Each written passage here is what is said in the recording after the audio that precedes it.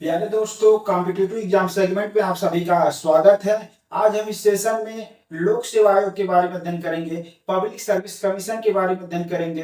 हैं, आइए दोस्तों शुरू करते हैं। पब्लिक सर्विस कमीशन का उल्लेख भाग 14 भारतीय संविधान के भाग 14 में अनुच्छेद 315 से लेकर 323 तक किया गया है। इसमें संघ के लिए, भारत सरकार के लिए संघ लोक सेवा आयोग और राज्य सरकारों के लिए राज्य लोक सेवा आयोग का प्रावधान किया गया है।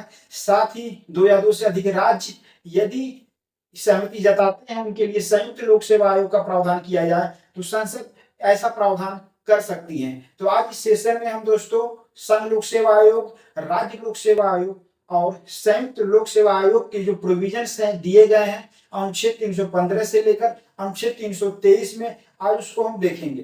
देखिए दोस्तों, जो लोक सेवा आयोग का जो बेसिक कार्य है वह भारत में जो है अपॉइंटमेंट, भारत में जो नौकरियां हैं, जो सरकारी नौकरियां हैं, जो सरकारी विभाग हैं जिसके अंतर्गत विभिन्न डिपार्टमेंट है, वहां पे जो है नियुक्ति प्रक्रिया, जो भर्ती प्रक्रिया का आयोजन किया जाता है, एग्जाम को संपन्न कराया जाता है और जो है सरकार को जो है जो चुने गए नियुक्त जो योग्य अभ्यर्थी होते हैं उनको जो है लिस्ट दिया जाता है और जो शासन प्रशासन में जो अपनी भूमिका को वह निर्वहन करते हैं। तो आइए दोस्तों शुरू करते हैं। देखिए, भारतीय संविधान के जो भाग 14 है उसमें क्या उल्लेख किया गया है। भाग 14 में क्या कहा गया कि भारत के लिए मतलब एक लोक सेवा आयोग का प्रोविजन किया गया है। राज्य सरकारों के लिए भी राज्य लोक सेवा आयोग होगा। भारत के लिए जो संघ है, संघ भारत क्या है, राज्यों का संघ है, ठीक है। तो यहाँ पर जो चीजें हैं, जो संघ भारत सरकार केंद्र सरकार के लिए एक लोक सेवा आयोग का प्रोविजन किया गया है, संघ लोक सेवा आयोग का प्रोविजन किया गया। तो आइए दोस्तों शुरू करते हैं, देखते हैं इसमें क्या चीजें दी गई हैं। देखिए, अब जो लोक सेवा आयोग का प्रोविजन, पहले तो ये पता होना चाहिए भारतीय संविधान की किस भाग में इसका उल्लेख किया गया है। तो अगर हम बात करें तो पार्ट जो 14 है, ठीक है, पार्ट 14 में, भारतीय संविधान के पार्ट 14 में क्या है, लोक सेवा आयोग का प्रोविजन किया गया है, भाग 14 है। ठीक है दोस्तों, रोमन अंक में भी जानिए और ऐसे भी आप डिजिट में भी। भाग 14 है। भाग 14 में क्या है, लोक सेवा आयोग का प्रोविजन किया गया है। वहां पर देखेंगे अनुच्छेद 315 से लेकर अनुच्छेद 323 तक विभिन्न अनुच्छेदों में जो है लोक सेवा आयोग की जो प्रोविजंस है, अपॉइंटमेंट कैसे होगा, उसके बाद उनका कार्यकाल क्या है, हटाने की क्या प्रक्रिया है, उनके क्या कर्तव्य हैं, सब चीजें जो है, उनका जो प्रतिवेदन है, उनके जो वेतन भत्ते पेंशन है वह कहाँ पर संचित निधि पे किस तरीके से वो भारित है, तो उन सब चीजों को भी हम आज यहाँ पर देखेंगे दोस्तों। तो अनुच्छेद 315 से शुरू होकर अनुच्छेद 316, 317, 318, 19, 20, 21, 22 और 23, तो इन सारे अनुच्छेदों में जो है लोक सेवा आयोग की जो है पूरी बातें जो है, पूरे जो प्रोविजन है वो स्पष्ट कर दिया गया है संविधान के द्वारा।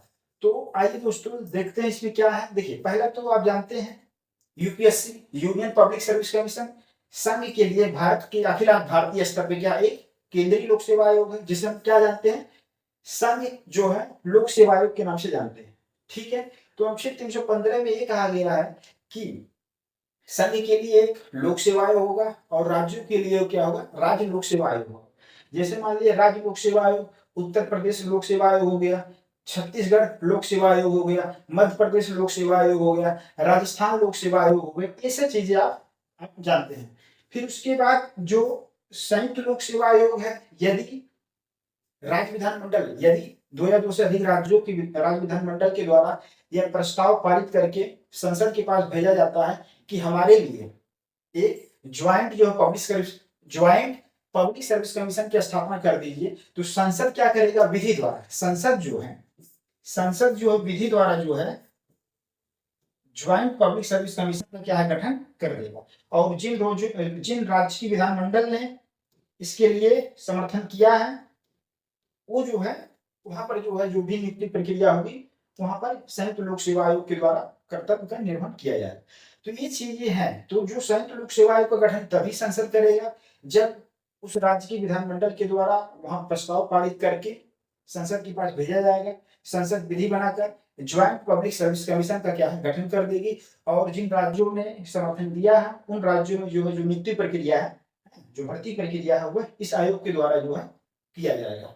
ठीक है दोस्तों, अब देखेंगे यहाँ पर आप परिचित होंगे संघ लोक सेवा आयोग से, यूनियन पब्लिक सर्विस कमीशन, या फिर भारतीय स्तर पे जो एग्जाम कंडक्ट कराता है, कई प्रकार की विभिन्न प्रकार की जो केंद्रीय भर्ती एजेंसियां उससे रिलेटेड जो है आईएएस आईपीएस जो है यूपीएससी से आप जानते हैं, फिर जो सीडीएस लेवल का एग्जाम है, एनडीए एग्जाम, तब ये है कि कई प्रकार की एग्जाम जो है कंडक्ट मेडिकल लेवल पे भी, तो कई डिपार्टमेंट में जो है जो अखिल भारतीय स्तर के जो जॉब्स होते हैं उनको जो है संपन्न कराया जाता है। तो जो राज्य लोक सेवा आयोग होते हैं उनके द्वारा जो है जो राज्य स्तर के जो शासन प्रशासन के जो अधिकारीगण होते हैं, जो ऑफिसर होते हैं, उनका जो अपॉइंटमेंट राज्य लोक सेवा आयोग के द्वारा किया जाता है। ये जो है राज्य विधानमंडल के द्वारा और राज्यपाल के द्वारा जो है कि किस प्रकार की भर्ती संपन्न कराना है वो सब चीजें जो है तय किया जाता है, और संविधान में जो प्रोविजन दिए गए उसके तहत मतलब चलना पड़ता है। और यहाँ पर हम लोगों ने देख लिया संयुक्त लोक सेवा आयोग। तो सीधी सी बात है दोस्तों कि अनुच्छेद 315 पढ़ने से हमको पता चलता है कि संघ के लिए एक लोक सेवा आयोग का प्रोविजन किया जाएगा, एक लोक सेवा आयोग होगा, और प्रत्येक राज्य के लिए भी क्या एक लोक सेवा आयोग होगा। ये चीज आप लोग समझ लीजिए। अब चलते हैं नेक्स्ट पॉइंट पे। हम नेक्स्ट पॉइंट क्या है दोस्तों, वही संघ लोक सेवा आयोग जो है उसमें जो एक अध्यक्ष और क्या होंगे अन्य सदस्य होंगे। ठीक है, तो जो यूपीएससी है यूनियन पब्लिक सर्विस कमीशन है उसमें क्या है एक अध्यक्ष और अन्य सदस्य है। यहाँ पर आपको गौर करने वाली बातें है दोस्तों कि जो अनुच्छेद 315 से लेकर 323 तक है उसमें एक ही अनुच्छेद में संघ के लिए भी और राज्य के लिए और संयुक्त लोक सेवा आयोग, मतलब तीनों प्रकार की जो लोक सेवा आयोग हैं, संघ लोक सेवा आयोग, राज्य लोक सेवा आयोग और संयुक्त लोक सेवा आयोग, तो तीनों आयोगों का जो प्रोविजन है वो एक ही अनुच्छेद में क्या है सब चीजें कर दिया गया है। ठीक है, वो अलग अनुच्छेद नहीं है। जैसे 315 में देख रहे हैं आयोग का प्रोविजन किया गया है, संघ के लिए एक लोक सेवा आयोग होगा, राज्य के लिए एक लोक सेवा आयोग होगा और संयुक्त लोक सेवा आयोग का प्रोविजन है। तो ऐसे जो है हर अनुच्छेद में जो है एक ही अनुच्छेद में सारी बातें क्या है क्लियर कर दी गई है सभी आयोगों के बारे में। अब जैसे यहाँ पर हम लोग देखते हैं संघ लोक सेवा आयोग में क्या होंगे एक अध्यक्ष और अन्य सदस्य मिलकर बनेगा। ऐसे ही जो राज्य लोक सेवा आयोग होगा उसमें एक अध्यक्ष और अन्य सदस्य होंगे। जो संयुक्त लोक सेवा आयोग होगा उसमें भी एक अध्यक्ष और अन्य सदस्य होंगे। उसका निर्धारण जो होता है वो किस तरीके से किया जाता है वो अभी हम देख रहे हैं। देखिए यहाँ पर देखेंगे एक चीज और गौर करने वाली बात है दोस्तों कि यहाँ पर अर्हता के बारे में कोई विशेष उल्लेख नहीं किया गया है। जो यूनियन पब्लिक सर्विस कमीशन में जो मेंबर्स और चेयरमैन का जो अपॉइंटमेंट किया जाता है किसके द्वारा किया जाता है संघ लोक सेवा आयोग में। संघ लोक सेवा आयोग में जो चेयरमैन है जो मेंबर्स हैं उनका अपॉइंटमेंट किसके द्वारा किया जाता है प्रेसिडेंट राष्ट्रपति के द्वारा क्या है अपॉइंटमेंट किया जाता है। तो यहाँ पर जो अपॉइंटमेंट हो रहा है उसमें कुछ अर्हता के बारे में सिर्फ इतना कहा गया है कि जो भी आयोग के मेंबर बनेंगे या चेयरमैन बनेंगे उनके पास क्या होनी चाहिए, सिर्फ इतना ही कहता है संविधान। देखिए क्या कहता है, संघ लोक सेवा आयोग के सदस्यों में से आधे ऐसे व्यक्ति होंगे जो अपनी अपनी नियुक्ति की तारीख पर भारत सरकार या किसी राज्य की सरकार के अधीन कम से कम 10 वर्ष तक कम से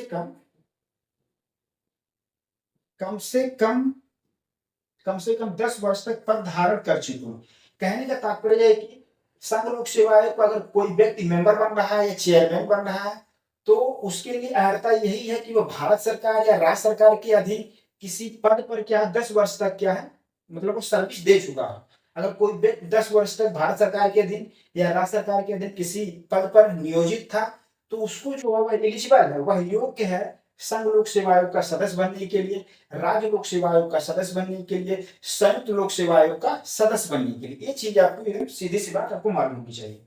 तो अर्हता के बारे में कोई विशेष उल्लेख नहीं किया गया संविधान में, सिर्फ यही कहा गया है संघ लोक सेवा आयोग के अध्यक्ष और सदस्य वे व्यक्ति बन सकते हैं जो अपनी नियुक्ति की तारीख पर भारत सरकार या किसी राज्य की सरकार के अधीन कम से कम 10 वर्ष तक पद धारण कर चुके हो। अर्थात क्या इसका मतलब क्या हुआ, अर्थात देखिए अर्थात ये है दोस्तों 10 वर्ष तक संघ अथवा राज्य के अधीन अपनी सेवाएं क्या है दिए हो, संघ अथवा राज्य के अधीन क्या अपनी सेवाएं क्या हो दिए हो।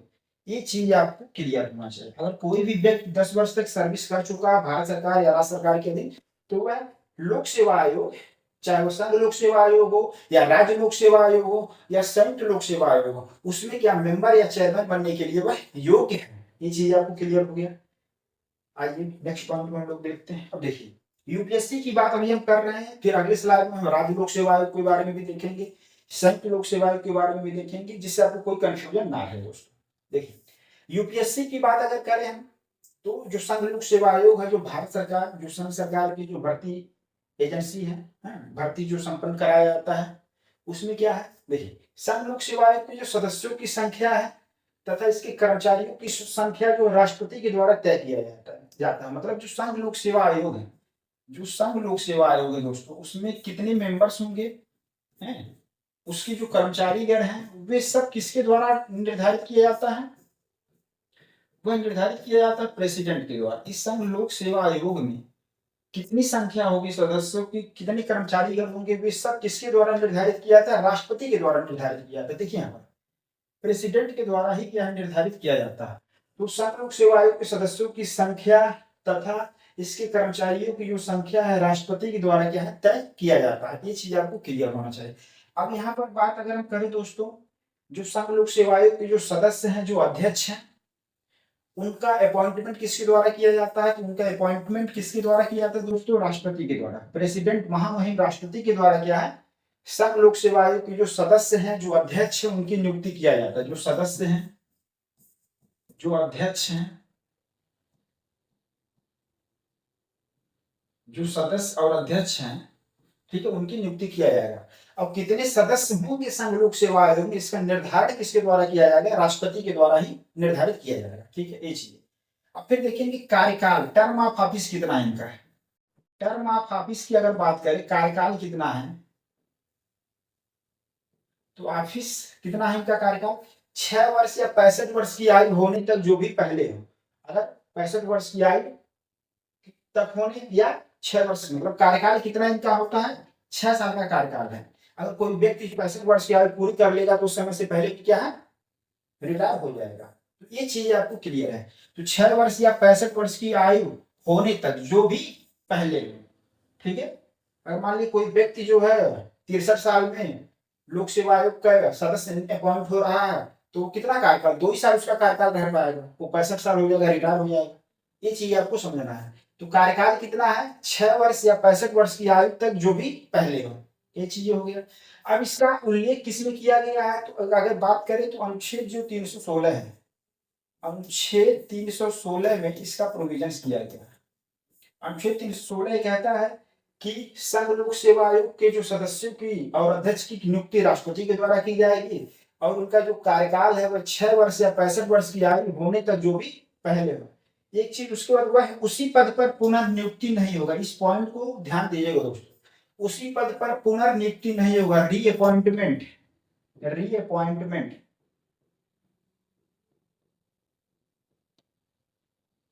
उसी पद पर क्या है, पुनर्नियुक्ति नहीं होगा। इसका मतलब ये हो गया, अगर कोई संघ लोक सेवा आयोग का अध्यक्ष है तो वह पुनः संघ लोक सेवा आयोग का अध्यक्ष नहीं बन सकता है। आप समझ गए होंगे, मतलब उसी पद, जो व्यक्ति जिस पद से रिटायर हो रहा है उसी पद पर वह पुनः नियुक्त नहीं हो सकता है। तो अगर संघ लोक सेवा आयोग का जो अध्यक्ष है, मान लीजिए संघ लोक सेवा आयोग का अध्यक्ष, अब संघ लोक सेवा आयोग का जो अध्यक्ष है अगर यह रिटायर हो जाता है, ठीक है, एक कार्यकाल इसका समाप्त हो जाता है, तो फिर पुनः उसी पद पर क्या है, नियुक्ति नहीं हो सकता है। ठीक है। अब ऐसे भी समझ सकते हैं, मान लीजिए कोई ऐसा व्यक्ति था, वो 50 साल का था, अब 50 साल का था, फिर उसके बाद क्या है, मान लीजिए अध्यक्ष बना दिया गया। संघ लोक सेवा आयोग का कोई व्यक्ति 50 साल का है, संघ लोक सेवा आयोग का क्या अध्यक्ष बना दिया गया, तो वह 50 साल का था, कार्यकाल कितना होगा, 56 साल। तो 6वें साल क्या होगा, 6 साल के बाद क्या होगा, रिटायर हो जाएगा। अब फिर वह व्यक्ति पुनः क्या संघ लोक सेवा आयोग का अध्यक्ष नहीं बन सकता, या किसी भी राज्य लोक सेवा आयोग का अध्यक्ष नहीं बन सकता। आप समझ गए होंगे, कहने का मतलब यह है कि वह उसी पद पर पुनः पुनर्नियुक्ति नहीं हो सकता है। और यहाँ पर यह भी कहा गया है कि संघ लोक सेवा आयोग के जो अध्यक्ष होते हैं, जब वो पद अपना कार्यकाल समाप्त हो जाता है तो भारत सरकार या राज्य सरकार के अधीन किसी भी पद पर पुनः नियोजित नहीं किया जा सकता है। इसका मतलब ये हो गया कि जो संघ लोक सेवा आयोग के अध्यक्ष होते हैं, पद अपना समाप्त करने के बाद, कार्यकाल समाप्त होने के बाद, वे भारत सरकार या राज्य सरकार के अधीन किसी भी पद पर पुनः नियोजित नहीं किया जा सकता। पुनर्नियोजन नहीं हो सकता। ये चीज आपको क्लियर हो गया होगा। ठीक है दोस्तों, फिर आते हैं हम नेक्स्ट पॉइंट पर। अब देखिए हटाने की जो प्रक्रिया है, हटाने की जो प्रक्रिया का उल्लेख कहाँ पर किया गया है? हटाने की प्रक्रिया का उल्लेख देखेंगे दोस्तों अनुच्छेद 317 में किया गया है। अनुच्छेद जो है 317 में क्या है, हटाने की प्रक्रिया का क्या है उल्लेख किया गया है। कैसे रिमूव करेंगे ऑफिस से, कोई मेंबर है या चेयरमैन है, उनको उनके ऑफिस से, संघ लोक सेवा आयोग के ऑफिस से कैसे उनको हटाया जाएगा। तो हटाने की प्रक्रिया देखिए क्या लिखा है, संघ लोक सेवा आयोग के अध्यक्ष या किसी अन्य सदस्य को केवल कदाचार के आधार पर किए गए राष्ट्रपति के आदेश से उसके पद से हटाया जाएगा। इसका मतलब यह है कि रिमूव किसके द्वारा किया जाएगा, राष्ट्रपति अपने आदेश के माध्यम से करेंगे। लेकिन उससे पहले क्या है, जो कदाचार है, क्या आरोप लगा, केवल कदाचार, जो मिसबिहेवियर है, क्या है दोस्तों, मिसबिहेवियर, मिसबिहेवियर है।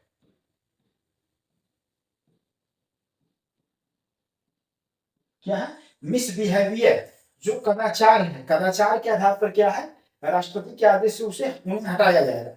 लेकिन उससे पहले क्या है, उच्चतम न्यायालय जो है अनुच्छेद 145, जो अनुच्छेद 145 है उसमें जो प्रोविजंस दिया गया उसके अधीन उच्चतम न्यायालय जो है उस जो जो चेयरमैन है या मेंबर जो जिन पे आरोप लगा है कदाचार का, मिसबिहेवियर का, वो क्या है, उन आरोपों की क्या है उच्चतम न्यायालय के द्वारा जांच किया जाएगा। जांच रिपोर्ट राष्ट्रपति को भेजा जाएगा और राष्ट्रपति क्या है उसके बाद क्या है उस व्यक्ति को, जो मेंबर है या चेयरमैन है, उनको क्या उस पद से हटा दिया जाएगा। तो ये प्रक्रिया है दोस्तों। तो यहाँ पर क्या है, उच्चतम न्यायालय द्वारा अनुच्छेद 145 के अधीन निमित्त जो विहित प्रक्रिया है, जो प्रोसेस दिया गया उसमें के अनुसार की गई जांच पर यह प्रतिवेदन किए जाने के बाद क्या है, हटा दिया जाएगा।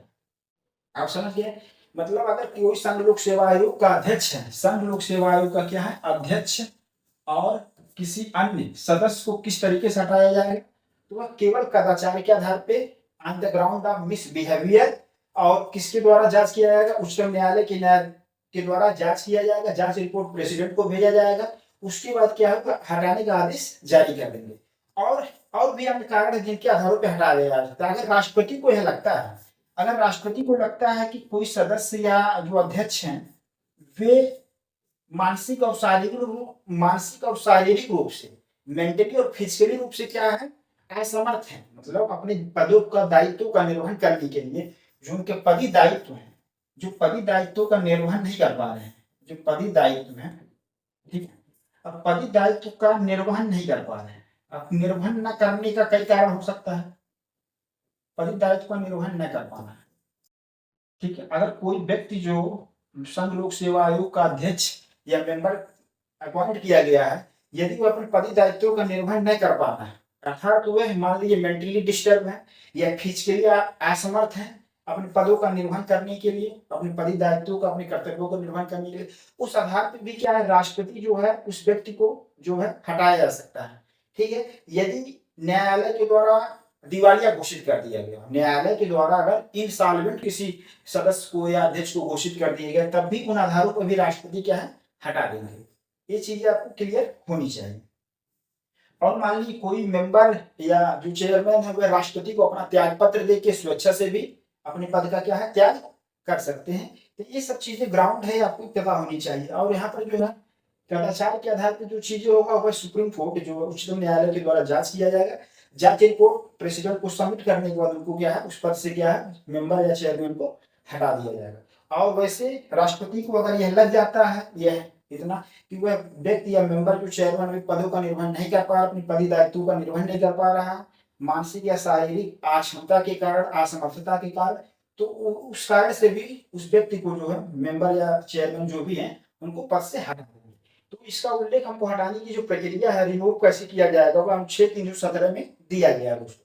हमको लग रहा है आपको समझ में आ गया होगा। ठीक है दोस्तों, नेक्स्ट पॉइंट पे आते हैं। देखिए यहाँ पर क्या है, संघ लोक सेवा आयोग के जो कृत्य है, संघ लोक सेवा आयोग का कार्य क्या है। तो कार्य का जो उल्लेख अगर हम बात करें दोस्तों, तो यहाँ अनुच्छेद जो 320 है, अनुच्छेद 320 क्या कहता है कि जो संघ लोक सेवा आयोग के कृत्य क्या होंगे, फंक्शन क्या होगा। संघ लोक सेवा आयोग जो यूनियन पब्लिक सर्विस कमीशन है, वह क्या कार्य करेगा।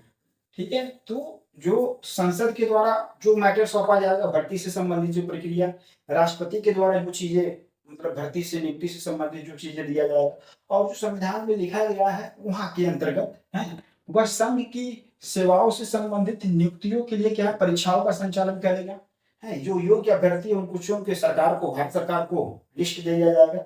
ये सब चीजें जो है नियुक्ति प्रक्रिया, अपॉइंटमेंट से जो प्रक्रिया है, विभिन्न राज्यों में जो सेक्रेटरी की अपॉइंटमेंट होता है और भी जो हायर अथॉरिटी है उनका जो अपॉइंटमेंट होता है, तो वो सब चीजें UPSC union public service commission के द्वारा फाइल किया जाता है, सरकार को रिकमेंडेशन किया जाता है, ठीक है, प्रेसिडेंट को रिपोर्ट क्या सबमिट किया जाता है। ये चीजें हैं तो संघ लोक सेवा आयोग का जो कर्तव्य है, ये चीजें जो भारत सरकार है, जो संघ की जो शक्ति जहां तक विस्तृत है, उन विषयों में जो भी अपॉइंटमेंट होता है डिपार्टमेंटल, वहां पर जो है संघ लोक सेवा आयोग के द्वारा क्या है फंक्शन वहां तक विस्तारित है।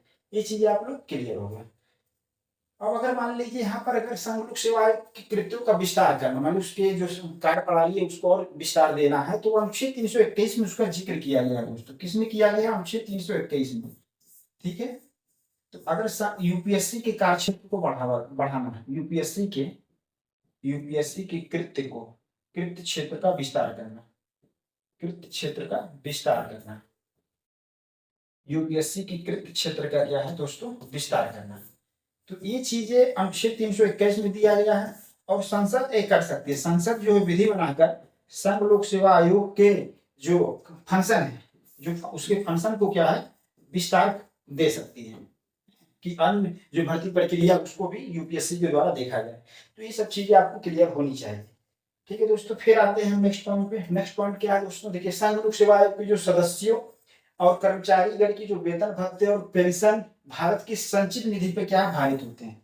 तो ये जो है भारत की संचित निधि पे भारित होते हैं। तो ये जो उल्लेख किया गया दोस्तों अनुच्छेद 323 नहीं दोस्तों 322, क्योंकि 323 में क्या है प्रतिवेदन है, अपना रिपोर्ट प्रेसिडेंट को सबमिट किया जाता है यूपीएससी के द्वारा हर वार्षिक रूप से, ठीक है। तो अनुच्छेद 322 में किसका जिक्र किया गया है कि जो संघ लोक सेवा आयोग के जो सदस्य हैं, जो चेयरमैन है, जो कर्मचारी दर है, जो आयोग के जो पूरा कर्मचारी दर का जो खर्चा आ रहा है, उस कार्यालय में जो भी मतलब खर्चे आ रही हैं और जो वेतन भत्ते हैं सदस्यों के और जो कर्मचारी दर के जो चेयरमैन के, उनका जो है भारत की संचित निधि पे क्या होगा भारित होगा। कंसोलिडेटेड जो फंड है, जो कंसोलिडेटेड फंड है भारत की जो संचित निधि वहां पर क्या होगा ये भारित होगा। ये चीज आपको क्लियर होनी चाहिए।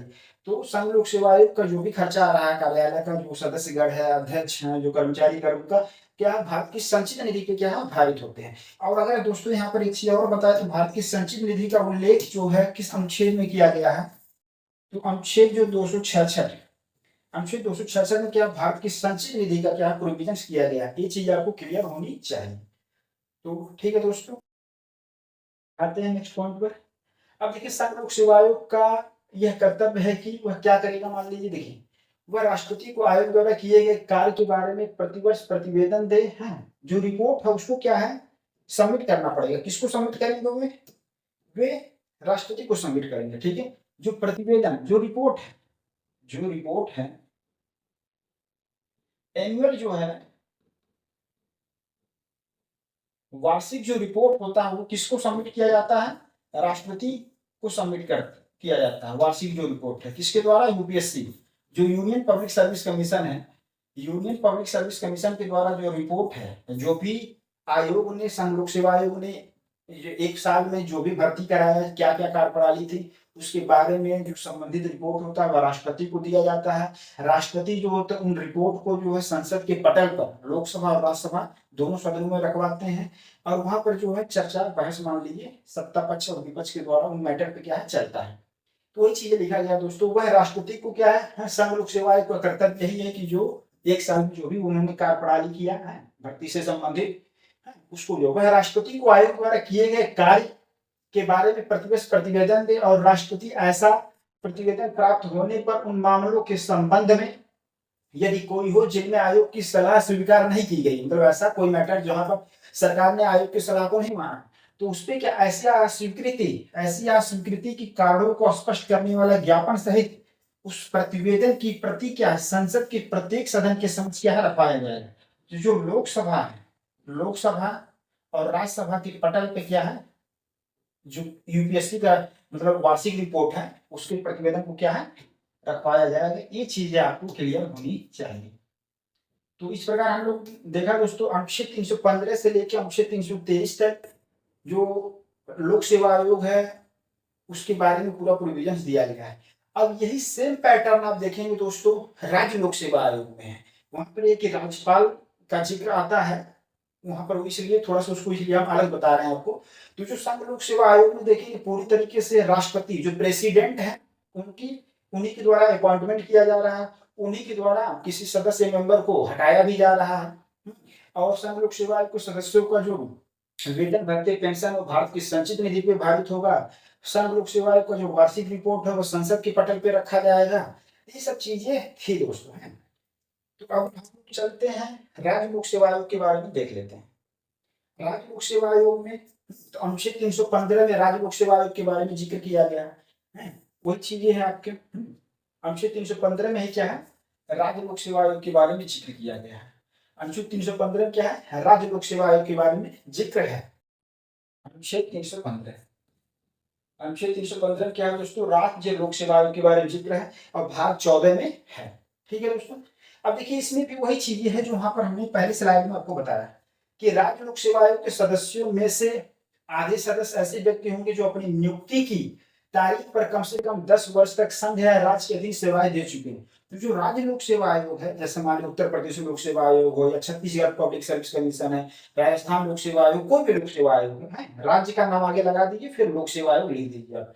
ठीक है। तो जो भी वहां उस लोक सेवा आयोग में जो राज्य लोक सेवा आयोग है वहां पर जो भी सदस्यों को अपॉइंटमेंट किया जा रहा है तो उनकी अर्हता के बारे में सिर्फ इतना ही लिखा गया है कि राज्य लोक सेवा आयोग के जो सदस्य बनेंगे जो अध्यक्ष उसमें जो शामिल होंगे हैं वे आधे सदस्य कम से कम उसमें आधे सदस्य कैसे होने चाहिए वे व्यक्ति हो जो अपनी नियुक्ति की तारीख पर कम से कम 10 वर्ष तक संघ या राज्य के अधीन क्या है सेवाएं दे चुके हैं। ठीक है।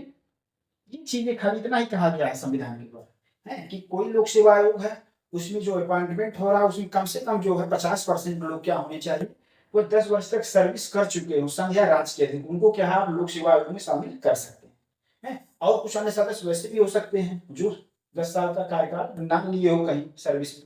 ये चीज आपको क्लियर होनी चाहिए। तो कहने मतलब अर्हता के बारे में कोई स्पेशल उल्लेख नहीं किया गया है कि लोक सेवा आयोग का सदस्य अध्यक्ष बनने के लिए अर्हता होनी चाहिए। सिर्फ इतना ही कहा गया कि 10 वर्ष तक क्या है संघ या राज्य के अधीन क्या है सेवाएं दे चुके हो। ठीक है दोस्तों क्लियर हो गया।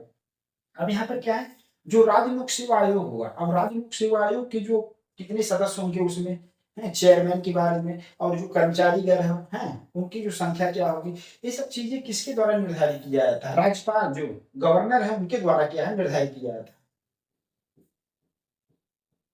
गवर्नर के द्वारा क्या है निर्धारित किया जाता है ये चीज। तो आज प्रश्न अगर राज्य लोक सेवा आयोग के सदस्यों की संख्या कर्मचारीगण की संख्या किसके द्वारा निर्धारित किया जाता है तो किसके द्वारा राज्यपाल गवर्नर के द्वारा निर्धारित किया जाता है। और राज्य लोक सेवा आयोग का सदस्य बनने के लिए अध्यक्ष बनने के लिए क्या अर्हता होनी चाहिए तो अर्हता के बारे में यही है कि वो 10 वर्ष तक क्या संघ या राज्य के अधीन सेवाएं दे चुका हो किसी भी विभाग में उसको क्या है अध्यक्ष सदस्य अपॉइंटमेंट कर दिया जाएगा। ये चीजें क्लियर हो गया दोस्तों। अब देखिए यहाँ पर राज्य लोक सेवा आयोग में क्या होंगे एक अध्यक्ष होंगे और क्या अन्य सदस्य मिलकर बनेगा, मतलब इसमें क्या एक अध्यक्ष है और क्या अन्य सदस्य क्या है मिलकर बनेगा। अब कितना सदस्य रहेंगे वो किसके द्वारा निर्धारित होगा राज्यपाल के द्वारा निर्धारित होगा। और जब यही चीज यहाँ संघ लोक सेवा आयोग रहता तो वहां पर राष्ट्रपति के द्वारा निर्धारित होता। ठीक है। ये चीज आपको क्लियर होनी चाहिए। तो एक अध्यक्ष और अन्य सदस्य मिलकर बनेगा जो राज्यपाल जितना चाहेंगे। अब देखिए अपॉइंटमेंट किस तरीके हो चूंकि हम बात कर रहे हैं राज्य लोक सेवा आयोग की तो राज्य लोक सेवा आयोग का अपॉइंटमेंट जो होगा जो अध्यक्ष और सदस्य की नियुक्ति किसके द्वारा की जाएगी राज्यपाल के द्वारा। किसके द्वारा राज्यपाल के द्वारा जो है नियुक्ति की जाएगी।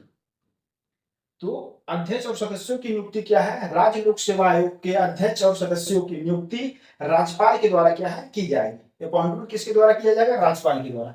तो कार्यकाल कितना होगा राज्य लोक सेवा आयोग के जो राज्य लोक सेवा आयोग के जो सदस्य हैं और अध्यक्ष उनका कार्यकाल कितना होगा दोस्तों। तो सदस्य और अध्यक्ष का जो कार्यकाल है जो सदस्यों और अध्यक्ष का कार्यकाल कितना है तो लिखा गया है 6 वर्ष या 62 वर्ष की आयु होने तक जो भी पहले हो। तो 6 वर्ष कार्यकाल या 62 वर्ष की आयु होने तक जो भी पहले हो ये चीजें हैं। मतलब कार्यकाल कितना है इन लोगों का जो राज्य लोक सेवा आयोग के जो मेंबर हैं जो चेयरमैन है उनका कार्यकाल कितना है 6 साल है या 62 वर्ष की आयु होने तक। ये चीजें क्लियर होनी चाहिए जो भी पहले हो। हटाने की चीज आपको ध्यान देना है दोस्तों, यहाँ पर कंफ्यूज आपको नहीं होना है। देखिए, राज्य लोक सेवा आयोग के जो अध्यक्ष और सदस्यों की नियुक्ति राज्यपाल के द्वारा की जाती है, लेकिन जो हटाने की प्रक्रिया, जो हटाया किसके द्वारा जाएगा, तो राष्ट्रपति के द्वारा। हटाया किसके द्वारा जाएगा, राष्ट्रपति के द्वारा। ये चीजें आप नोट डाउन यहाँ कर लीजिएगा। हटाना, रिमूव, मतलब राज्य लोक सेवा आयोग की जो मेंबर है, चेयरमैन है, उनको हटाने का अधिकार किसको है पास है, राष्ट्रपति के पास है। राज्यपाल केवल इतना कर सकते हैं, सस्पेंड कर सकते हैं। सस्पेंड मतलब निलंबित करना है, ठीक है, निलंबित। तो निलंबित जो है, सस्पेंड, सस्पेंड जो है राज्यपाल के द्वारा किया जा सकता है, राज्यपाल। ठीक है दोस्तों, तो राज्यपाल जो है वह राज्य लोक सेवा आयोग के अध्यक्ष और सदस्य को क्या है, निलंबित कर सकते हैं, लेकिन उन्हें उसके पद से हटाने का अधिकार केवल किसके पास है, राष्ट्रपति के पास है। और राष्ट्रपति क्या है, केवल जो कदाचार के आधार पे, जो अंडरग्राउंड ऑफ मिसबिहेवियर, उसके आधार पे सुप्रीम कोर्ट जो है अनुच्छेद 145 के तहत जो प्रावधान दिएगा, उसके तहत उन आरोपों की जांच करेगा और जांच रिपोर्ट राष्ट्रपति को दिया जाएगा, और राष्ट्रपति के अपने आदेश के माध्यम से राज्य लोक सेवा आयोग के अध्यक्ष या सदस्य को क्या है, हटा देंगे। तो ये चीज आपको पॉइंट नोट होना चाहिए। और सस्पेंड किसके द्वारा, जो राज्य लोक सेवा आयोग के अध्यक्ष या सदस्य, अगर मान लीजिए राज्य लोक सेवा आयोग के अध्यक्ष या सदस्य किसी करप्शन में, किसी भ्रष्टाचार में संलिप्त पाए जाते हैं, तो क्या है, इसको जो है राज्यपाल के द्वारा उनको सस्पेंड कर दिया जाएगा तत्काल। लेकिन जो हटाने की जो प्रक्रिया है, जो कदाचार है, जो मिसबिहेवियर है, उसकी जांच सुप्रीम कोर्ट की करने के बाद जो है राष्ट्रपति के द्वारा ही, प्रेसिडेंट के द्वारा ही हटाया जाएगा। ये चीज आपको क्लियर होनी चाहिए। अब देखिए यहाँ पर दोस्तों, जो वेतन भत्ते और पेंशन क्या है, राज्य की संचित निधि पे क्या है, भारित है।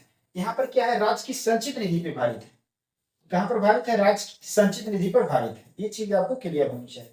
जो वेतन भत्ते और पेंशन है क्या है, राज्य की संचित निधि पे के भारित है। तो राज्य लोक सेवा आयोग के जो कर्मचारी हैं, जो उनके वेतन भत्ते पेंशन है, जो सदस्य हैं, अध्यक्ष के जो वेतन है, भत्ते हैं, पेंशन, वो क्या है, राज्य की संचित निधि पे क्या है, भारित है।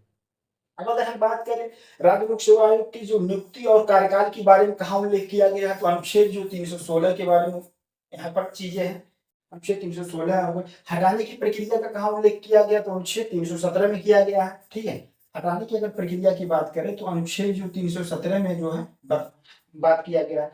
और उसके बाद जो वेतन भत्ते और पेंशन है, इसका उल्लेख हमको कहाँ मिलता है, अनुच्छेद जो 322 है, वहां पर क्या है चीजें, इसका उल्लेख मिलता है। ठीक है, जैसा आपको बताया दोस्तों, जो अनुच्छेद 315 से लेकर अनुच्छेद 323 तक जो प्रोविजंस हैं, उसमें एक ही अनुच्छेद में, जैसे मान लीजिए अनुच्छेद 322 में ही राज्य लोक सेवा आयोग के वेतन भत्ते पेंशन राष्ट्रीय संचित निधि पे भारित होंगे, और इसी अनुच्छेद 322 में ही कहा गया है कि जो संघ लोक सेवा आयोग के जो वेतन भत्ते पेंशन होंगे वह भारत की संचित निधि पे भारित होंगे।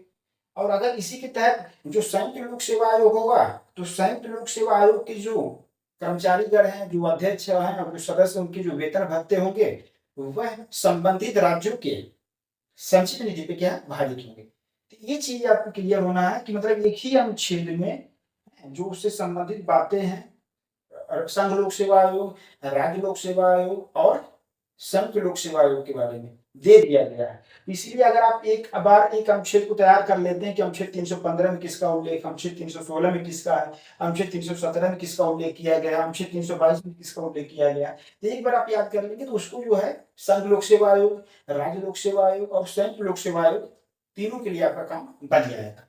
तो ये चीज आपको क्लियर हो गई दोस्तों। यहाँ आपको ज्यादा विशेष ध्यान यही देना था कि जो राज्य लोक सेवा आयोग के अध्यक्ष और सदस्य हैं, उनको हटाया राष्ट्रपति के द्वारा जाता है, सिर्फ निलंबित किया जा सकता है राज्यपाल के द्वारा है, लेकिन अपॉइंटमेंट किसके द्वारा किया जाता है। देखिए, राज्य लोक सेवा आयोग के जो अध्यक्ष और सदस्यों का जो नियुक्ति किसके द्वारा किया जाता है, राज्यपाल के द्वारा। ये चीज आपको ध्यान देना है। अपॉइंटमेंट देखिए दोस्तों, राज्यपाल के द्वारा किया जा रहा है। अपॉइंटमेंट किसके द्वारा, राज्यपाल के द्वारा किया जा रहा है, लेकिन हटाया किसके द्वारा जा रहा है, प्रेसिडेंट के द्वारा किया जाता है। राज्य लोक सेवा आयोग के जो अध्यक्ष और सदस्य का अपॉइंटमेंट, नियुक्ति राज्यपाल के द्वारा किया जाता है, लेकिन राज्य लोक सेवा आयोग के अध्यक्ष और सदस्यों को हटाया किसके द्वारा जाता है, राष्ट्रपति के द्वारा किया है। और ये चीजें हो गया निलंबन, राज्यपाल कर सकते हैं, ये चीजें आपके होता है। फिर आते हैं नेक्स्ट पॉइंट पे। नेक्स्ट पॉइंट दोस्तों, प्रतिवेदन। तो जो राज्य लोक सेवा आयोग अपना प्रतिवेदन क्या है, प्रत्येक वर्ष राज्यपाल को देंगे और राज्यपाल के द्वारा इस प्रतिवेदन को क्या है राज्य विधानमंडल के क्या है समक्ष रखवाएंगे। अब जो राज्य विधानमंडल मान लीजिए कहीं जहां पर 2 सदनी है तो वहां पर एक विधानसभा होगा, क्या होगा विधान परिषद होगा, विधानसभा और एक विधान परिषद होगा, एक विधानसभा और एक क्या होगा दोस्तों विधान परिषद होगा। ये चीज आपको लेजिस्लेटिव असेंबली हो गया और लेजिस्लेटिव क्या होगा काउंसिल होगा, ये चीजें है। तो अब प्रतिवेदन वही चीज है। अब ये प्रतिवेदन का उल्लेख कहां पर किया गया है, तो अनुच्छेद जो 323 है, तो अनुच्छेद 323 में क्या है इसका उल्लेख किया गया है। किसका उल्लेख किया गया है कि जो राज्य लोक सेवा आयोग है वह अपना प्रतिवेदन जो है राज्यपाल को देंगे, वार्षिक रूप से वार्षिक प्रतिवेदन जो है उस एक साल में राज्य लोक सेवा आयोग के द्वारा क्या भर्तियां की गई, क्या प्रक्रिया हुई, ये सब चीजों के बारे में जो विस्तार से रिपोर्ट जो है राज्यपाल को दिया जाता है और राज्यपाल उस रिपोर्ट को क्या है राज्य विधानमंडल के समक्ष रखवाते हैं। अगर राज्य विधानमंडल 2 सदनी है तो विधानसभा और विधान परिषद दोनों के सदन के पटल पर रखा जाएगा, और यदि कहीं विधानमंडल 1 सदनी है तो वहां पर क्या है सिर्फ विधानसभा में ही रखा जाएगा। तो ये चीज आपको क्लियर हो गया दोस्तों। अब आपको हम बता देते हैं दोस्तों संयुक्त लोक सेवा आयोग है, क्योंकि हम चीजें अलग करके इसलिए बताएं क्योंकि आपको कोई कंफ्यूजन ना हो, ये चीजें। अब बात करते हैं संयुक्त लोक सेवा आयोग। संयुक्त लोक सेवा आयोग, संयुक्त लोक सेवा आयोग, संयुक्त लोक सेवा आयोग। अब संयुक्त लोक सेवा आयोग 2 या 2 से अधिक राज्यों के लिए एक ही आयोग बनाया गया है। 2 या 2 से अधिक राज्यों के लिए, 2 या 2 से 2 या 2 से अधिक राज्यों के लिए, ठीक है, 2 या 2 से अधिक राज्यों के लिए। तो यदि राज्य के जो विधानमंडल है वे ऐसा प्रस्ताव अपने विधानसभा में पारित करके विधानमंडल में पारित करके भेजते हैं संसद के पास कि हमारे लिए हमारी जो नियुक्ति भर्ती प्रक्रिया उसके लिए एक आयोग का गठन कर दीजिए, तो जो है उन राज्यों के लिए जो है आपस में सम्मिलित रूप से क्या है संयुक्त लोक सेवा आयोग का गठन कर दिया जाएगा। ठीक है, अगर 2 या 2 से अधिक राज्य की विधानमंडल के द्वारा प्रस्ताव पारित करके भेजा जाता है संसद के पास, तो संसद जो है संसद क्या करेगी विधि द्वारा, संसद जो है विधि द्वारा संयुक्त लोक सेवा आयोग का गठन कर देगी। संसद जो है विधि द्वारा क्या है संयुक्त लोक सेवा आयोग का क्या है गठन कर दिया जाएगा। अब इसमें देखेंगे संयुक्त लोक सेवा आयोग है ज्वाइंट पब्लिक सर्विस जो कमीशन है। अब जो ज्वाइंट पब्लिक सर्विस कमीशन के संदर्भ में देखेंगे जो पूरा अधिकार है वो राष्ट्रपति के पास आ जाता है। राष्ट्रपति इनके जो सदस्य होंगे जो अध्यक्ष होंगे राष्ट्रपति के द्वारा नियुक्त किया जाएगा। हर चीजें जो है राष्ट्रपति के द्वारा ही किया जाएगा। ठीक है, यहाँ पर राज्यपाल को नहीं है, राज्यपाल सिर्फ एक ही चीज कर सकते हैं, वो भी नहीं करते हैं। वो संयुक्त जो लोक सेवा आयोग है वह अपना वार्षिक रिपोर्ट संबंधित राज्य के राज्यपाल को देता है और वह राज्यपाल जो अपने राज्य के विधानमंडल में उस रिपोर्ट को रखवाते हैं। इतना सिर्फ है, और सब जो है राष्ट्रपति के कंट्रोल में रहता है। चीजें क्यों रहता है क्योंकि संसद के द्वारा स्थापित किया गया है संयुक्त लोक सेवा आयोग, और क्योंकि 2 या 2 से अधिक राज्यों ने इसके लिए सहमति दी थी, इसलिए इसके द्वारा जो है उन राज्यों में क्या भर्ती प्रक्रिया को क्या संपन्न कराया जाता है। तो ये चीजें हम लोग देख लेते हैं थोड़ा सा। नियुक्ति, तो जो संयुक्त लोक सेवा आयोग के जो अध्यक्ष हैं और जो सदस्यों की अध्यक्ष और सदस्यों की नियुक्ति, तो जो संयुक्त लोक सेवा आयोग के जो अध्यक्ष और सदस्यों की नियुक्ति किसके द्वारा किया जाएगा दोस्तों, राष्ट्रपति के द्वारा। किसके द्वारा किया जाएगा, राष्ट्रपति के द्वारा किया जाएगा। ठीक है, कार्यकाल कितना होगा, जो संयुक्त लोक सेवा आयोग के जो सदस्य होंगे, जो सदस्य हैं सदस्यों के और जो अध्यक्ष हैं उनका कार्यकाल कितना होगा, तो कार्यकाल इनका 6 वर्ष या 62 वर्ष की आयु, 6 वर्ष या 62 वर्ष की आयु, 6 वर्ष या 62 वर्ष की आयु, जो भी 6 वर्ष से 62 वर्ष की आयु तक जो भी पहले हो। ठीक है दोस्तों, क्लियर हो गया ये चीजें। नियुक्ति हो गया, कार्यकाल हटाएगा कौन, हटाना और निलंबन, हटाना और सस्पेंड करना, रिमूव, ऑफिस से रिमूव करना और निलंबित करना।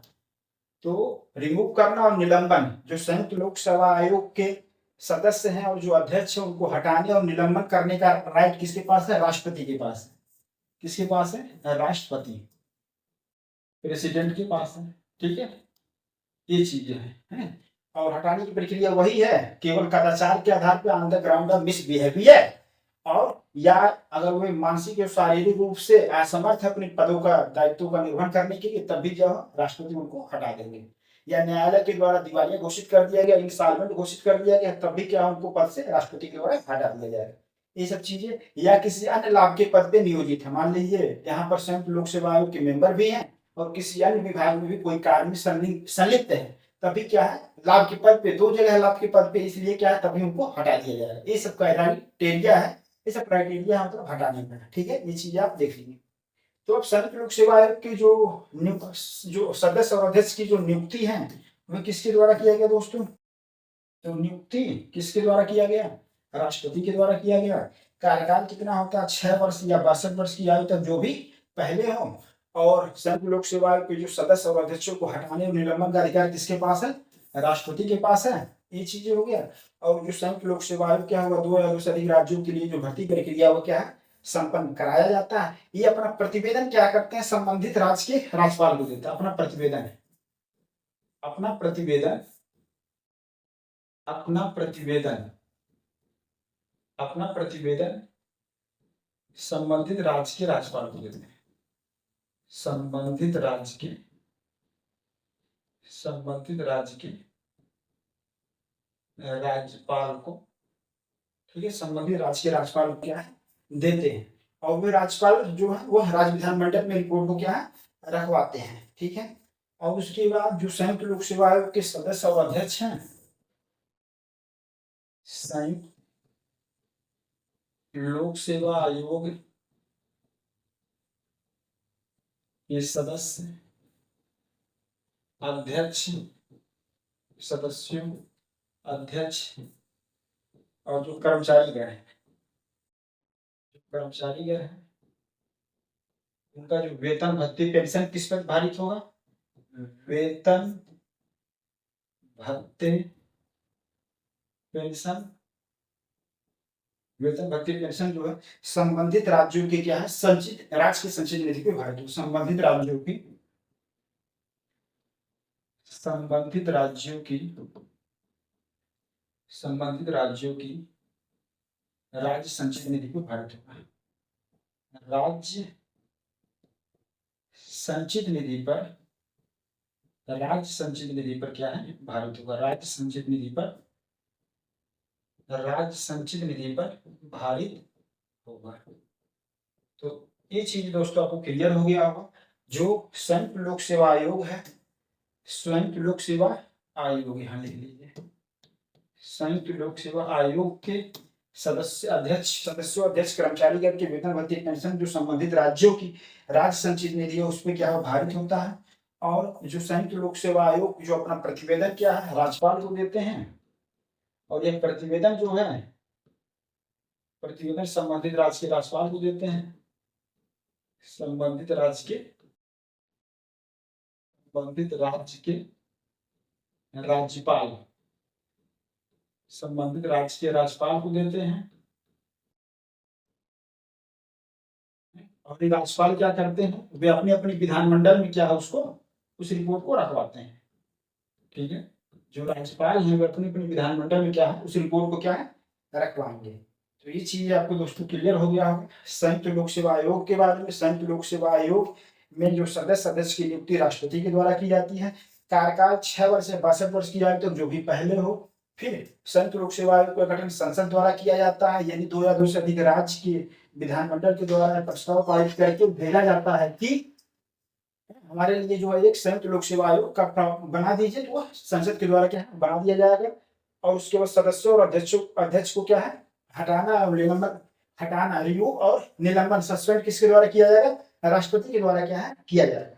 ठीक है दोस्तों, फिर यहाँ पर हम लोगों ने देखा संयुक्त लोक सेवा आयोग के जो सदस्य, अध्यक्ष और जो कर्मचारीगण हैं, उनके जो वेतन भत्ते पेंशन किस पे निर्भर है? वह संबंधित राज्यों की क्या है? राज्य की संचित निधि में क्या है? भारित होंगे। ये चीजें हैं। और एक पॉइंट और बचता है दोस्तों, यहाँ पर आपको बता देते हैं। और यहाँ पर भी वही चीज है दोस्तों, जो संयुक्त लोक सेवा आयोग के जो सदस्य बनने के लिए क्या अर्हता यही है कि मतलब आधे से अधिक आदेश जो सदस्य होंगे, जो संयुक्त लोक सेवा आयोग के जो आधे सदस्य होंगे, कम से कम आधे सदस्य क्या होनी चाहिए, भारत सरकार या राज्य सरकार के अधीन कम से कम जो है 10 वर्ष तक सेवा कर चुके हो। भारत सरकार राज्य सरकार के अधीन किसी पद पर क्या है 10 वर्ष तक क्या सेवा कर चुके हो। और फिर उस संयुक्त लोक सेवा आयोग में सदस्यों की संख्या कितनी होगी, है कर्मचारी गण क्या होंगे, वो सब किसके द्वारा निर्धारित किया था, राष्ट्रपति के द्वारा क्या है निर्धारित किया था, प्रेसिडेंट के द्वारा क्या है निर्धारित किया था। ये चीज आपको मालूम होनी चाहिए। एक पॉइंट और यहाँ पर हम लोग देख लेते हैं। देखिए पॉइंट एक है कि यहाँ पर हम बताया आपको कि पुनर्नियुक्ति उसी पद पर नहीं होता है। तो जो संघ लोक सेवा आयोग है, संघ लोक सेवा आयोग है, संघ लोक सेवा आयोग, संघ लोक सेवा आयोग, संघ लोक सेवा आयोग है। अब देखिए संघ लोक सेवा आयोग के अध्यक्ष जो हैं, संघ लोक सेवा आयोग के जो अध्यक्ष हैं दोस्तों, कहा जो संघ लोक सेवा आयोग के अध्यक्ष हैं वे भारत सरकार या राज्य सरकार के अधीन किसी भी पद पर नियोजन के पात्र अब नहीं है। तो भारत संघ लोक सेवा आयोग के अध्यक्ष कार्यकाल की समाप्ति के बाद, कार्यकाल की समाप्ति के बाद, कार्यकाल की समाप्ति के बाद भारत सरकार या राज्य सरकार, भारत सरकार या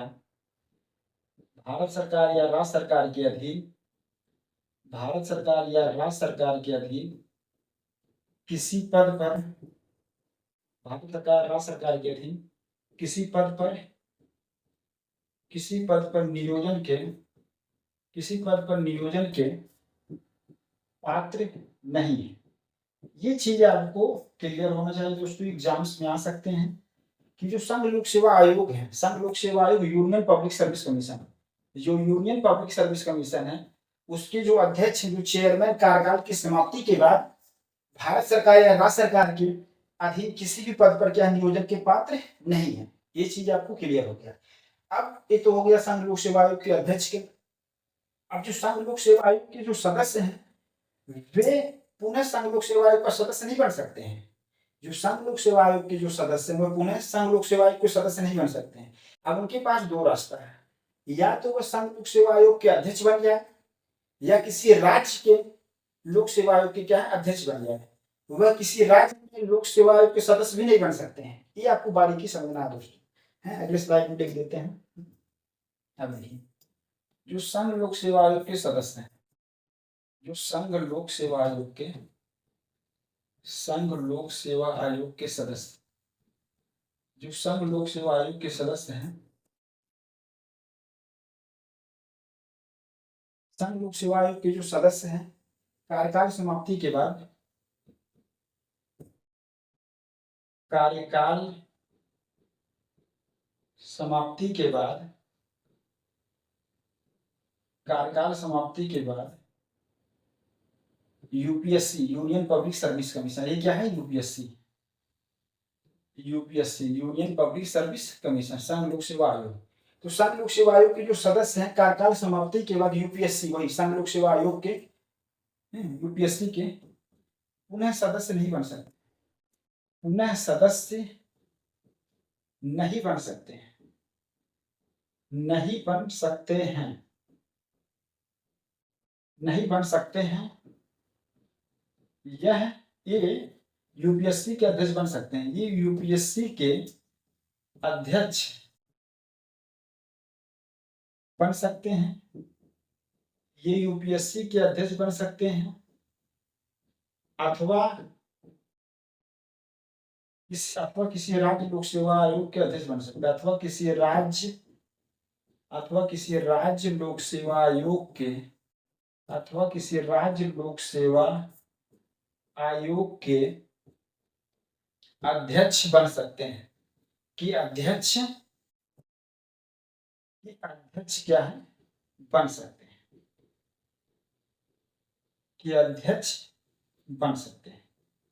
ये चीज आपको बारीकी समझना है कि जो संघ लोक सेवा आयोग के सदस्य कार्यकाल समाप्ति के बाद यूपीएससी के पुनः सदस्य नहीं बन सकते हैं। और यूपीएससी ही नहीं, किसी राज्य लोक सेवा आयोग, स्टेट पब्लिक सर्विस कमीशन, वहां भी वो सदस्य नहीं बन सकते हैं, क्योंकि एक बार वो सदस्य बन चुके हैं। वही चीज आप समझाना चाहते हैं, पुनर्नियुक्ति के पात्र नहीं है, उसी पद पर पुनर्नियुक्ति के पात्र नहीं है, और पद समाप्ति के बाद भारत सरकार या राज्य सरकार के अधीन किसी पद को धारण नहीं कर सकते हैं, सिवाय इसके जो अभी हम आपको बता रहे हैं कि संघ लोक सेवा आयोग के जो सदस्य हैं वह कार्यकाल समाप्ति के बाद यूपीएससी के पुनः सदस्य नहीं बन सकते हैं, या किसी स्टेट पब्लिक सर्विसन के या किसी राज्य लोक सेवा आयोग या स्टेट पब्लिक सर्विस कमीशन के सदस्य नहीं बन सकते हैं। लेकिन क्या है, ये क्या बन सकते हैं, ये जो है यूपीएससी के जो संघ लोक सेवा आयोग के अध्यक्ष बन सकते हैं, अथवा किसी राज्य लोक सेवा आयोग की क्या है, अध्यक्ष बन सकते हैं। दोस्तों हमको लग रहा है आपको समझ में आ गया होगा जो हम समझाना चाह रहे हैं आपको, है कि संघ लोक सेवा आयोग के जो सदस्य हैं वह कार्यकाल समाप्ति के बाद संघ लोक सेवा आयोग के पुनः सदस्य नहीं बन सकते हैं, राज्य लोक सेवा आयोग के पुनः सदस्य नहीं बन सकते हैं। वे क्या बन सकते हैं, वे यूपीएससी के संघ लोक सेवा आयोग के अध्यक्ष बन सकते हैं, अथवा किसी राज्य लोक सेवा आयोग के क्या है, अध्यक्ष बन सकते हैं। ये चीज आपको क्लियर हो गया। अब देखिए हम अगला पॉइंट, किसी राज्य लोक सेवा आयोग का अध्यक्ष, किसी राज्य लोक सेवा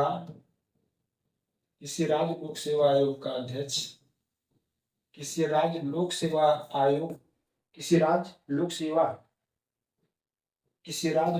आयोग का अध्यक्ष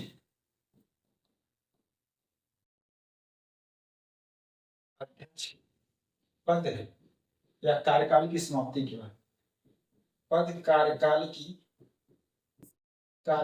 समाप्ति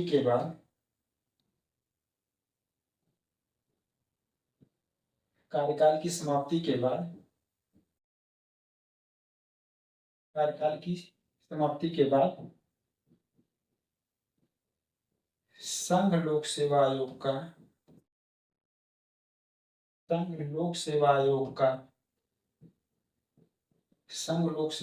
का सदस्य या अध्यक्ष बन सकता है,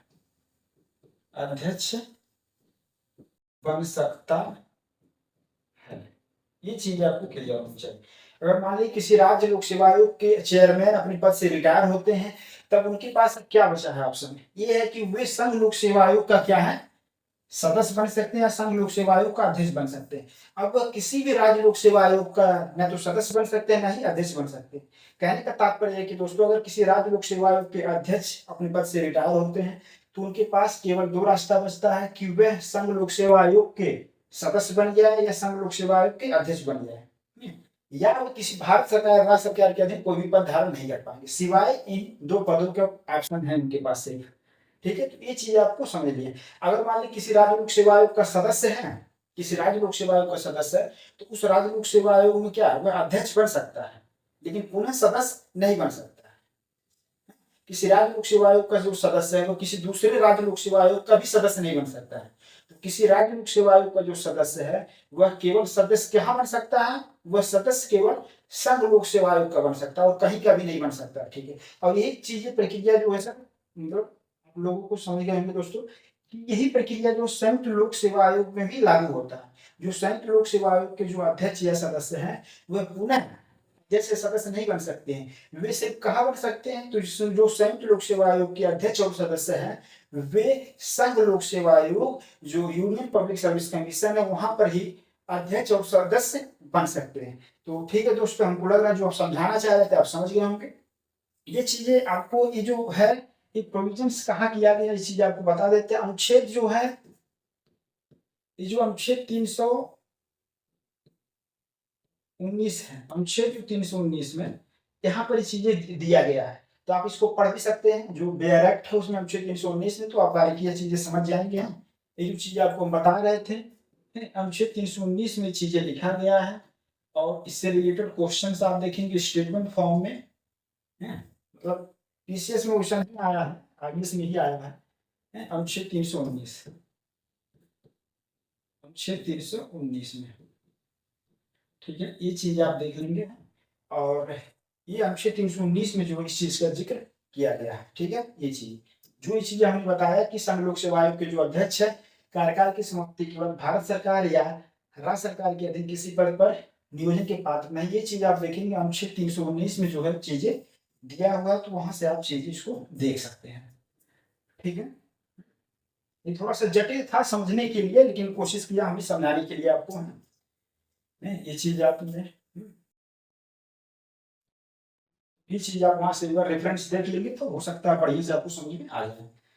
तो आज दोस्तों इस सेशन में हम लोगों ने जो लोक सेवा आयोग है, जो पब्लिक सर्विस कमीशन है, संघ लोक सेवा आयोग, राज्य लोक सेवा आयोग और संयुक्त लोक सेवा आयोग के बारे में देखा है। तो उसको जल्दी से एक बार समराइज कर देते हैं, सेशन लगभग खत्म होने वाला है। तो हम लोगों ने दोस्तों आज यही बात किया कि भाग जो 14 है, भाग 14 में अनुच्छेद 315 से लेकर अनुच्छेद 323 तक, कहां तक? अनुच्छेद 315 से लेकर अनुच्छेद 315 से लेकर अनुच्छेद 315 से लेकर अनुच्छेद 323 तक किसका प्रोविजंस किया गया है? यह प्रोविजंस किया गया है लोक सेवा आयोग के बारे में। ये चीज आपको क्लियर होनी चाहिए। भाग 14 में अनुच्छेद 315 से लेकर अनुच्छेद 323 तक क्या है? लोक सेवा आयोग का प्रोविजन किया गया है। लोक सेवा आयोग का अगर देखा जाए तो संघ के लिए एक संघ लोक सेवा आयोग होगा, भारत सरकार के लिए एक संघ लोक सेवा आयोग होगा, राज्यों के लिए एक राज्य लोक सेवा आयोग होगा, जैसे Uttar Pradesh public service commission हो गया, बिहार पब्लिक सर्विस कमीशन हो गया, बिहार लोक सेवा आयोग होगा, छत्तीसगढ़ लोक सेवा आयोग हो गया। तो राज्य के नाम लगा देंगे और लोक सेवा आयोग, ये चीजें हैं। यदि 2 या 2 से अधिक राज्य संसद से अनुरोध करते हैं कि हमारे लिए एक ज्वाइंट पब्लिक सर्विस कमीशन बना दिया जाए, तो संसद जो ऐसा कर सकती है वह विधि द्वारा संयुक्त लोक सेवा आयोग का प्रावधान कर देगी। तो ये चीजें हमको अनुच्छेद 315 में लोक सेवा आयोग का प्रोविजन दिया गया है, ये चीजें आप देख लीजिएगा। फिर हम देखते हैं संघ लोक सेवा आयोग में या राज्य लोक सेवा आयोग, कोई भी लोक सेवा आयोग हो, उसमें एक चेयरमैन और अन्य सदस्य होंगे। ये चीज आपको अंडरस्टूड होनी चाहिए। अब इसमें एक अध्यक्ष, संघ लोक सेवा आयोग में एक अध्यक्ष और अन्य सदस्य होंगे। अब यहाँ पर अर्हता के बारे में कोई विशेष बातें नहीं लिखी गई, सिर्फ इतना ही लिखा गया है कि संघ लोक सेवा आयोग के सदस्यों में से आधे ऐसे व्यक्ति होंगे जो अपनी अपनी नियुक्ति की तारीख पर भारत सरकार या किसी राष्ट्र की सरकार के अधीन कम से कम 10 वर्ष तक जो है पद धारण कर चुके हो। अर्थात इट मीन्स, इसका मतलब ये होगा कि 10 वर्ष तक संघ अथवा राज्य के अधीन अपनी सेवाएं दे चुके हो। ऐसे व्यक्ति क्या है? वह संघ लोक सेवा आयोग के अध्यक्ष या सदस्य अपॉइंट किए जा सकते हैं। ये चीज हम लोगों ने देखा। संघ लोक सेवा आयोग का जो अध्यक्ष और सदस्यों का अपॉइंटमेंट राष्ट्रपति के द्वारा किया जाता है। कार्यकाल इनका कितना होता है? 6 वर्ष से 65 वर्ष की आयु होने तक जो भी पहले हो उसी पद पर पुनर्नियुक्ति नहीं होगा। ये चीज आप ध्यान दीजिएगा। उसी पद पर रीअपॉइंटमेंट नहीं होगा, किसी भी अध्यक्ष या चेयरमैन का उसी पद पर रिअपॉइंटमेंट नहीं होगा। और जो संघ लोक सेवा आयोग के अध्यक्ष होते हैं, पद समाप्ति के बाद जो भारत सरकार या राज्य सरकार के अधीन कोई भी नियोजन का जो पद है वो धारण नहीं कर सकते हैं। ये सब चीजें आप देख लेंगे। अनुच्छेद 316 में इस चीज का जिक्र किया गया है, अपॉइंटमेंट और टर्म ऑफ ऑफिस के बारे में। और यहाँ पर हम लोगों ने देखा हटाने की क्या प्रक्रिया अनुच्छेद 317 में दिया गया है। और यहाँ पर संघ लोक सेवा आयोग के अध्यक्ष और सदस्यों को राष्ट्रपति के द्वारा हटाया जाएगा, केवल कदाचार के आधार पर, अंदर मिसबिहेवियर, और उसका जांच सुप्रीम कोर्ट के द्वारा किया जाएगा। और जांच रिपोर्ट मिलने के बाद राष्ट्रपति आदेश के माध्यम से क्या है? हटा देंगे। ये चीज आप यहाँ पर देख लेंगे, ये सब चीजें। फिर हम लोगों ने यहाँ यूपीएससी के जो क्या उनके फंक्शन है, कार्यप्रणाली क्या, ये सब चीजों को हम लोगों ने देखा। और कार्यप्रणाली का विस्तार संसद के द्वारा क्या विधि के बनाकर किया जा सकता है, ये चीजें हैं। अनुच्छेद 320 में ये सब चीजें बात की हम लोगों ने। अनुच्छेद 320 में वही फंक्शन है संघ लोक सेवा आयोग का, फंक्शन के बारे में। और संघ लोक सेवा आयोग के जो फंक्शन है उसकी कृतियों का विस्तार कैसे किया जा सकता है, तो अनुच्छेद 321 के तहत क्या संसद विधि बनाकर ऐसा कर सकती है। ये चीजें आप लोगों ने देखा। और फिर यहाँ पर अनुच्छेद 322 में संघ लोक सेवा आयोग के जो सदस्यों या कर्मचारी घर की जो वेतन, भत्ते और पेंशन क्या है भारत की संचित निधि पर भारित है, कंसोलिडेटेड फंड पे, ये चीजें हो गया। और यहाँ पर फिर संघ लोक सेवा आयोग का जो कर्तव्य है, ड्यूटी क्या है, अपना वार्षिक रिपोर्ट क्या है राष्ट्रपति प्रेसिडेंट को देते हैं। और ये प्रेसिडेंट क्या है, अपना जो रिपोर्ट है वह संसद के पटल पर लोकसभा है, हाउस ऑफ द पीपल, और राज्यसभा ये जो है काउंसिल ऑफ स्टेट्स में क्या है रखवाते हैं। ये चीज आप यहाँ पर क्लियर हो जाना चाहिए। और यहाँ पर राज्य लोक सेवा आयोग का उल्लेख वही चीजें बात जो है सेम पैटर्न है। आपको एक बार आप अनुच्छेद को देख लेंगे, उसी पैटर्न पे राज्य लोक सेवा आयोग है। फिर उसी पैटर्न पे क्या है, संयुक्त लोक सेवा आयोग है। थोड़ी सी जो डिफरेंसेज है वो चीजें आपको हमने बता दिया है, राज्यपाल का कहाँ जिक्र है और चीजें। अब देखिए अनुच्छेद 315 में राज्य लोक सेवा आयोग के बारे में सब चीजें देख लीजिएगा आप। और राज्य लोक सेवा आयोग के जो अध्यक्ष हैं और जो सदस्यों का अपॉइंटमेंट राज्यपाल के द्वारा किया जाता है, लेकिन हटाया किसके द्वारा जाता है, राष्ट्रपति के द्वारा किया जाता है। निलंबन जो लोक सेवा आयोग, राज्य लोक सेवा आयोग है, स्टेट पब्लिक सर्विस कमीशन के जो अध्यक्ष और सदस्य का वो हटाया किसके जा सकता है, राज्यपाल के द्वारा रिमूव किया जा सकता है। रिमूव किसके द्वारा है, रिमूव नहीं किया जाता है दोस्तों, यहाँ पर यही चीज आपको बार बार इसलिए समझाना। रिमूव किसको द्वारा किया जा सकता है, राष्ट्रपति के द्वारा, लेकिन हटाना जो सस्पेंड करना, निलंबित करना, कुछ महीनों के लिए सस्पेंड कर दिया जाए, वो किसके द्वारा, राज्यपाल के द्वारा किया जाता है। और हटाना, रिमूव किसके द्वारा किया जाता है, राष्ट्रपति के द्वारा किया जाता है। वेतन भत्ते पेंशन क्या राज्य की संचित निधि क्या है, भारित होंगे, ये चीज आप यहाँ पर दोस्तों ध्यान दीजिएगा। और फिर हम लोगों ने यहाँ पर जो राज्य लोक सेवा आयोग का जो प्रतिवेदन है, जो वार्षिक रिपोर्ट है, ऊपर राज्यपाल को दिया जाएगा और राज्यपाल उसको राज्य विधानमंडल की समझ क्या है रखवाएंगे, इसलिए अनुच्छेद 323 में इसका प्रोविजंस दिया गया है। और फिर हम लोगों ने यहाँ संयुक्त लोक सेवा आयोग के बारे में बात किया। अगर दो या दो से अधिक राज्य संसद से ऐसा अनुरोध करेंगे तो संसद विधि द्वारा संयुक्त लोक सेवा आयोग का गठन कर दिया जाएगा और संयुक्त लोक सेवा आयोग के जो अध्यक्ष और सदस्यों की नियुक्ति राष्ट्रपति के द्वारा किया जाएगा। संयुक्त लोक सेवा आयोग का जो कार्यकाल होगा 6 वर्ष से 62 वर्ष की आयु तक जो भी पहले हो। और यहाँ पर चीजें हटाना, रिमूव और सस्पेंड किसके द्वारा किया जाएगा, राष्ट्रपति के द्वारा किया जाएगा। और ये अपना प्रतिवेदन जो है अपना वार्षिक रिपोर्ट के संबंधित राज्य के राज्यपाल को देंगे और ये क्या करते हैं, राज्य विधानमंडल में उसको रखवाते हैं। ठीक है, वहां पर चीजें हैं। रिपोर्ट के बारे में बात की हमने। और जो संयुक्त लोक सेवा आयोग के जो अध्यक्ष कर्मचारीगण है, जो सदस्यगण हैं, उनका जो वेतन भत्ते हैं किसपे है, राज्य संबंधित राज्य की जो संचित निधि है उस पे क्या है, भारित होती है।